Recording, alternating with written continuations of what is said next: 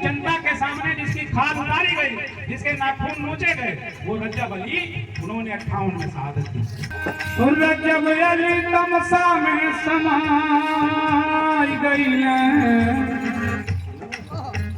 रजब अली तमसा में समाई गई। आपने यह डायलॉग जरूर सुना होगा कि मारकर खाल निकालेंगे। यह सच है।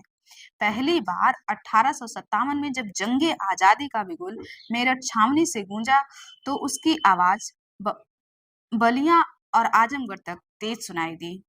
शेख रज्जब अली आजमगढ़ के पास बम्हौर के पहलवान थे, जिनकी वीरता की कहानी आज भी लोग गाते हैं। उन्होंने 3 जून 1857 को आजमगढ़ के जेल का फाटक तोड़कर बंदी साथियों को आजाद कराकर अंग्रेजी खजाने से 7 लाख रुपया लुटवाया था। बदले में अंग्रेजी फौज ने तमसा नदी के किनारे उन्हें मार गिराया। उनकी उंगलियों में खपीच घुसाकर उनकी खाल उतरवा लिया था, जिसका किस्सा लोग गाते हैं। उस समय देश प्रेम में हर जाति बिरादरी के लोग मर मिटने को तैयार थे। बलिया से वीर कुंवर सिंह अपनी सेना लेकर आजमगढ़ के अजमतगढ़ में रुके थे। वहां के गोगा और भीखू साहब ने कुएं में ही गुड़ डलवाकर सेनानियों को शरबत पिलाया था, जिसकी चर्चा आज भी लोगों में होती है। नैनीजोर, मंदुरी, अतरौलिया जैसे स्थान वीर नायकों के गढ़ थे। राजा बेनी माधव सिंह, पृथ्वीपाल सिंह, राम टहल, लप्पन, दुर्गुन, बाबू परगट सिंह जैसे बलिदानियों की गाथा से आजमगढ़ का इतिहास भरा पड़ा है। आजमगढ़ कुल 3 बार में 81 दिनों तक अंग्रेजी गुलामी से आजाद होने का इतिहास गुलाम भारत में रचा। पहली बार सन 1857 में 3 जून से 20 जून तक, दूसरी बार 18 जुलाई से 26 अगस्त 1857 तक और तीसरी बार 1858 में 20 सितंबर से 15 अक्टूबर तक आजमगढ़ ने अंग्रेजी हुकूमत से खुद को आजाद घोषित किया था। इस वीर गाथा को इप्टा आजमगढ़ के साथी बैजनाथ कमार और उनकी टीम ने जांगिया लोक नृत्य पर बहुत ही सजीव ढंग से गाया है, जिसे सुनकर आपकी रग रग में देश प्रेम के लिए जोश उमड़ पड़ेगा। ये गीत आपको पसंद आए तो आगे और अच्छा सुनने के लिए साथ ही YouTube चैनल को लाइक, कमेंट, शेयर और ज्यादा से ज्यादा सब्सक्राइब करें और कराएं। सुने बैजनाथ कमार और साथियों का गीत।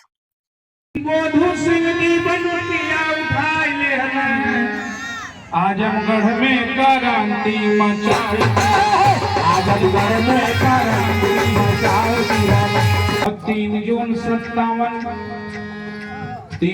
57 जेल फाटक तोड़ाई, 3 जून 57 जेल फाटक तोड़ाए, 3 जून 57 जेल फाटक तोड़ाए। 7 लाख रुपया अंग्रेजन का लुटाए, 7 लाख रुपया अंग्रेजन का लुटाए। टहल गोलियां चलाई दिहल, उन्हीं का दामाद था, वधू का दामाद राम टहल। तय हुआ कि क्रांति कैसे होगी आजमगढ़ में।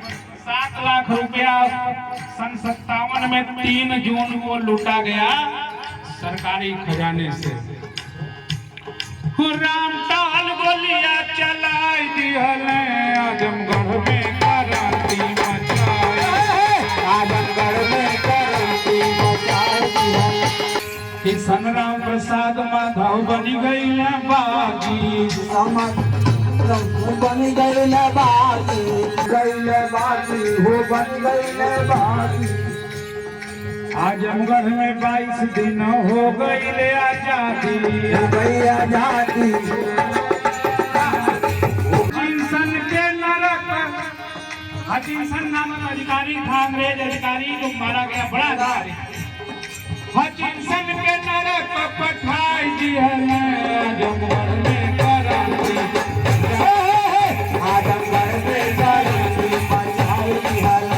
3 जून 1857 को हमारा आजमगढ़, यहाँ के लोगों ने कहा कि हम आजाद हैं और 22 दिन तक अंग्रेजों का कब्जा नहीं होने दिया। राजा बेनी माधव पृथ्वीपाल बलवनवा, कौन बेनी माधव? अतरौलिया के थे।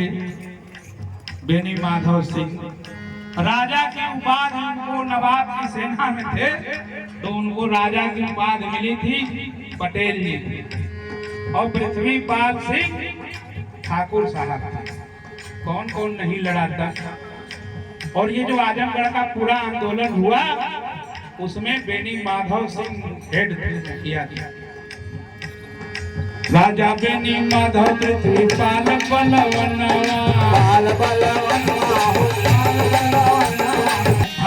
अगस्त कैले आजादी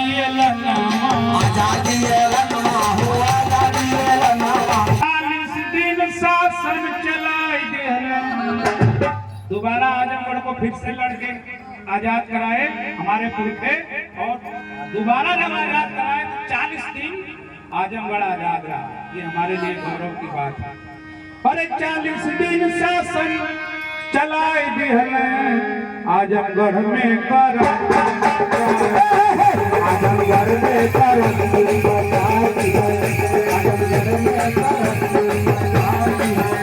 और जब 40 दिन आजाद रहा आजमगढ़ तो अंग्रेज पे शादी किए। अगल बगल के दूसरे जनपदों से जहां उनकी सेना थी सेना आई। आजमगढ़ की जो क्रांतिकारियों की सेना थी इसकी भी तैयारी थी। और जहां के निवासी हैं हमारे ढोलक वादक मटरू पहलवान जी जो आल्हा के और कौरिया के उच्च कोट के कलाकार हैं जिनका लिखा हुआ बिरहा और लोकगीत गा करके न जाने कितने गायक चर्चित हो गए। ज्ञानेंद्र भाई नहीं रहे तो मटरू भाई हमारे कहीं कहीं ढोलक नहीं बजाए।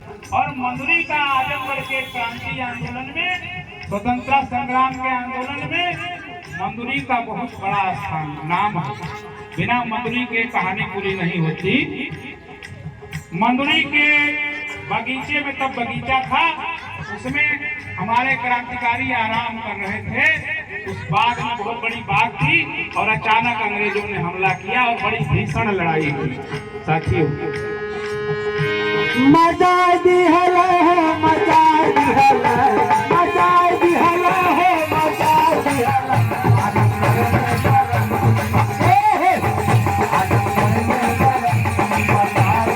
20 सितंबर 57 भैल मधुरी में लड़ाई मधुरी में लड़ाई हो मधुरी में लड़ाई मधुरी में लड़ाई हो मधुरी में लड़ाई मगही सिंह यादव देहरा जनवा गवाई जनवा गवाई हो जनवा गवाई जनवा गवाई हो जनवा गवाई गोरा सब कब्जा जमाई है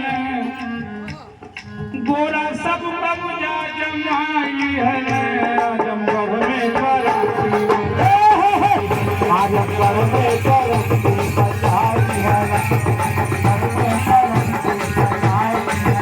58 की बात अब तक मैं बता रहा था। 58 में सन 1858 में माफ करिए सन 1858 में पहले कुंवर सिंह की सेना आई उनके भाई के साथ। और सेना जब आई तो आजमगढ़ की सीमा तो साथी उस समय बलिया से लगती थी। मऊ हमारा आजमगढ़ में ही था।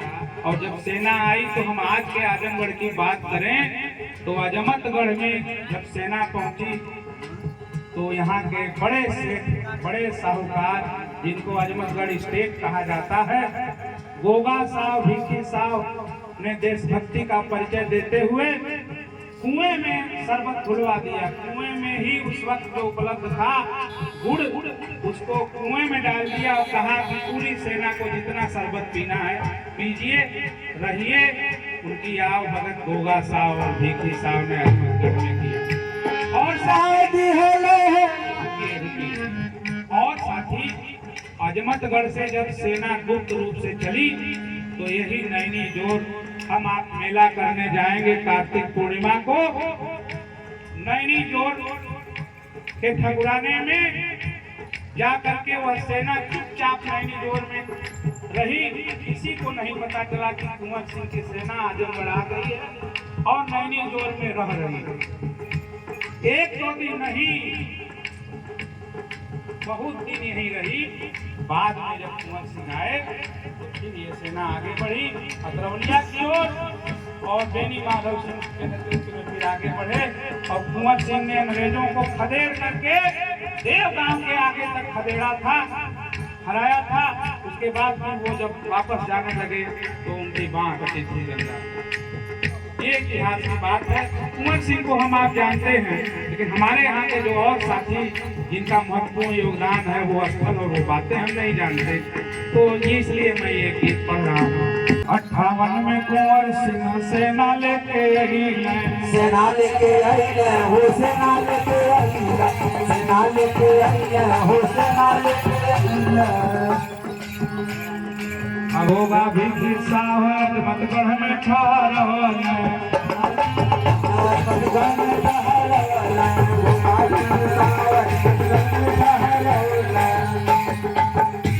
नैनी जोर में दिनवा बिताई गईले, नैनी जोर में दिनवा बिताई गईले।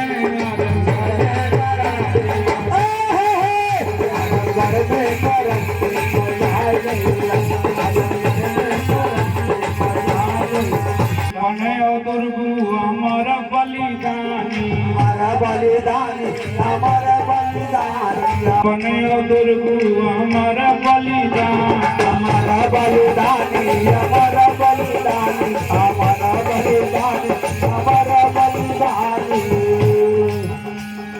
बाबू परगन सिंह भी तौला घुमनामी,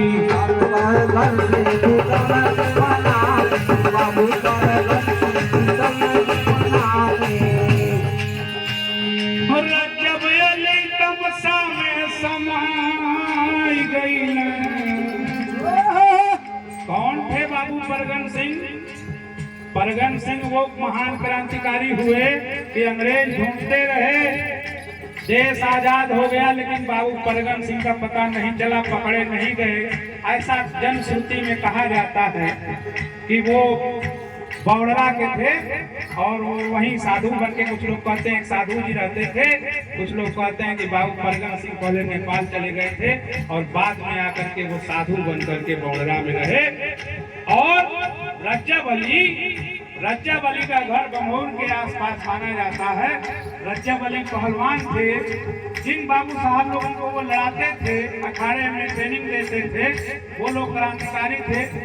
अंग्रेज एक दिन पकड़ ले गए, उनके घर की बटिया भागती हुई आई और रज्जब अली से कहा कि हमारे पिताजी लोग को, चाचा जी लोग को अंग्रेज पकड़ ले गए, ले जाकर के खाने में बंद कर दिए। तो रज्जब अली ने तमाम साथियों को एकजुट किया और थाने पर हमला करके, थाना तोड़ करके, जेल का फाटक तोड़ करके उन लोगों को छुड़ा लिया और अंग्रेज रज्जब अली के पीछे पड़ गए।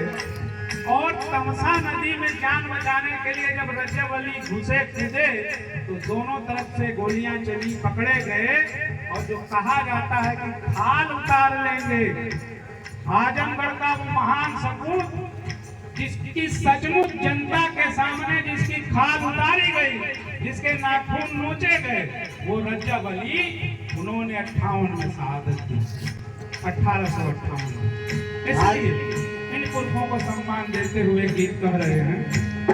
लखन और दुर्गु हमारा बलिदान, हमारा बलिदानी, हमारा बलिदानी, हमारा बलिदानी, हमारा बलिदानी। बाबू परगन सिंह भी तौला घुमनामी, बाबू परगन सिंह भी तौला घुमनामी, बाबू परगन सिंह भी तौला घुमनामी। रज्जब अली तमसा में समाई गईले, रज्जब अली तमसा में समाई गईले। आजमगढ़ में कर